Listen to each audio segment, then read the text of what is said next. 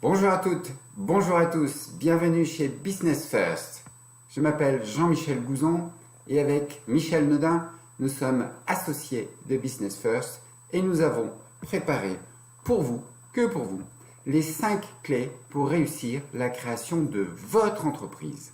Je vais vous présenter ça sur le fond visuel de Brisbane. C'est une ville d'Australie et j'y tiens beaucoup car l'Australie, il y a 2 siècles, ça n'existait pas. C'est une ville, Brisbane, un pays, qui a été créé avec des convicts, c'est-à-dire des personnes qui étaient des prisonniers, des galériens.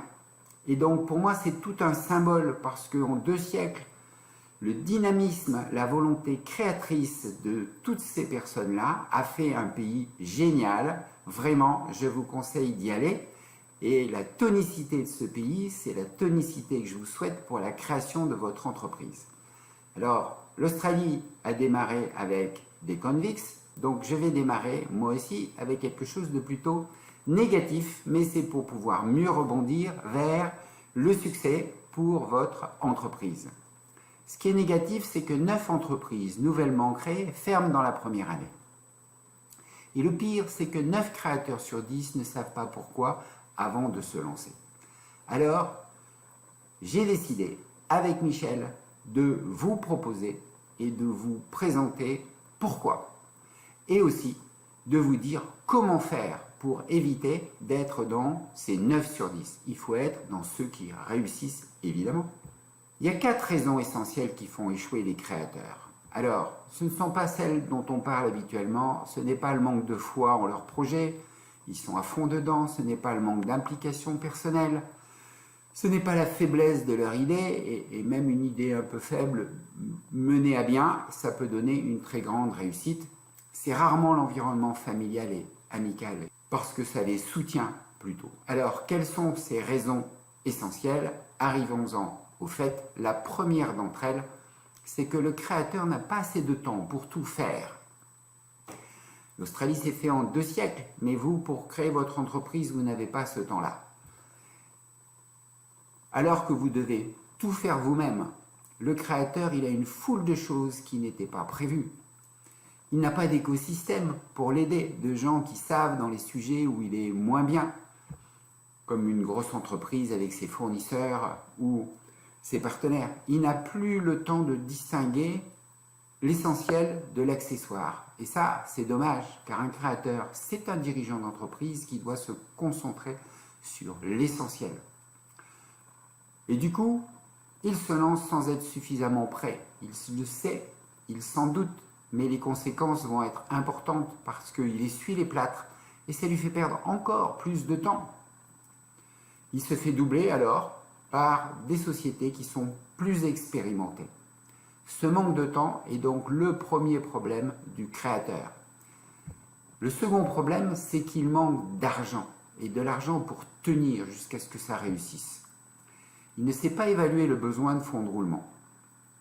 Même après quelques années de fonctionnement, certains dirigeants d'entreprise ne savent pas vraiment très précisément ce qu'est un BFR. Il ne sait pas évaluer et donc trouver le capital nécessaire. Son business plan n'est pas convaincant par manque d'outils crédibles. Il se lance donc sans avoir l'argent nécessaire pour décoller. Décoller, pensez à l'avion qui sur la piste de roulage prend de plus en plus de vitesse et à un moment donné décolle. Si vous n'avez plus de carburant avant la fin de la piste de roulage, vous décollerez jamais.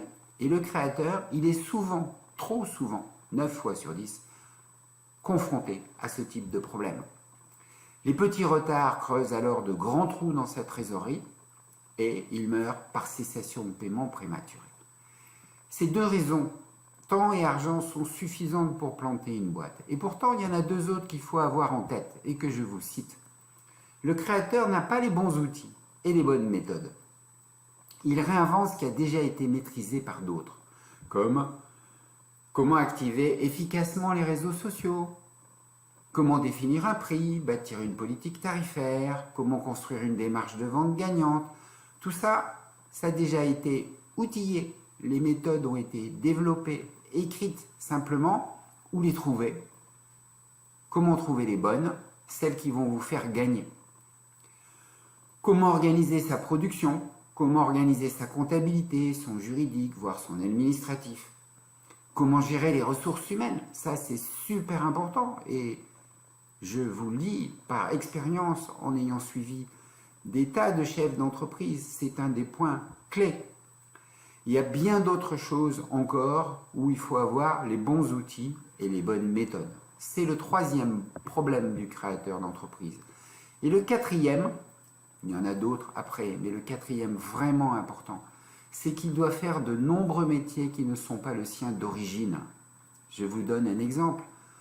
Il est le plus souvent en mode essai-erreur sur le métier qu'il ne connaît pas. S'il est commercial, il va avoir un problème de juridique, de production, de business plan, de tarifs, de finances. C'est pas son truc. Il va le faire moins bien, il va y consacrer moins de temps. Je l'ai vu, j'ai fait les mêmes erreurs, je m'en suis corrigé et maintenant je conseille les chefs d'entreprise pour justement les renforcer dans ce domaine-là. Le créateur, il est en difficulté pour bien s'entourer. Comment voulez-vous choisir quelqu'un qui va vous aider sur un métier que vous ne connaissez pas? Vous avez beaucoup de mal pour pouvoir l'évaluer. Le créateur découvre les choses trappes au fur et à mesure. Voilà, comme quand vous allez dans un jardin que vous ne connaissez pas en pleine nuit, vous marchez sur tous les râteaux et vous les prenez dans la figure. Le créateur sous-estime l'impact du métier qu'il ne connaît pas sur sa réussite future. Il y consacre insuffisamment de temps. Et du coup, il répartit mal son argent aussi sur les différents métiers, en plus de son temps. Il ignore qu'une chaîne a la solidité du maillon le plus faible. Voilà les 4 points clés qui font échouer les créateurs d'entreprise. Alors ne perdez plus votre temps et votre argent. Allez directement à la solution. Obtenez les clés pour réussir votre entreprise, pas pour la faire échouer, pour être dans le 1 sur 10 qui réussit. C'est très facile et c'est très efficace. Il suffit de vous diagnostiquer. Ça veut dire quoi, diagnostiquer? Ça veut dire prendre la peine pour vous d'évaluer si vous êtes concerné par les 4 raisons d'échec. Et ce diagnostic, c'est quelles sont mes forces et mes faiblesses. C'est pas facile, me direz-vous, de s'évaluer tout seul, surtout sur des sujets que l'on connaît pas aussi bien que ça. Vous avez raison. Et c'est pour ça que Business First vous a concocté quelque chose pour vous, créateurs, développeurs d'entreprise. Business First vous offre les services d'un coach expert. Je suis coach expert, Michel Nodin est coach expert. Nous sommes à votre disposition. On vous prendra par téléphone, on vous aidera à définir vos forces et faiblesses. On a des quiz pour ça, on a de l'expérience, on l'a fait en live avec des dirigeants d'entreprise, en face à face. On va le faire par téléphone avec vous pour vous faire gagner du temps. Vous savez, le temps, le truc dont on manque beaucoup quand on veut développer une entreprise. Eh bien, demandez la séance de coaching expert gratuite. Oui, gratuite. Vous n'aurez rien à payer. Bon, peut-être à donner certainement votre email, votre numéro de téléphone, mais voilà, on est entre gens qui faisons du business. Et donc, vous voulez développer votre business, il faut que vous soyez identifiable. Business First a été créé pour vous. Et notre objectif, c'est 10 sur 10 de réussite. Ce n'est pas 1 sur 10. Alors, vraiment, ne ratez pas votre chance de réussir. Allez-y. Allez-y, vite, tout de suite, un cadeau en plus pour un clic immédiat. Eh bien, nous vous attendons. Nous vous souhaitons pleine réussite dans le développement de votre projet et à bientôt chez Business First.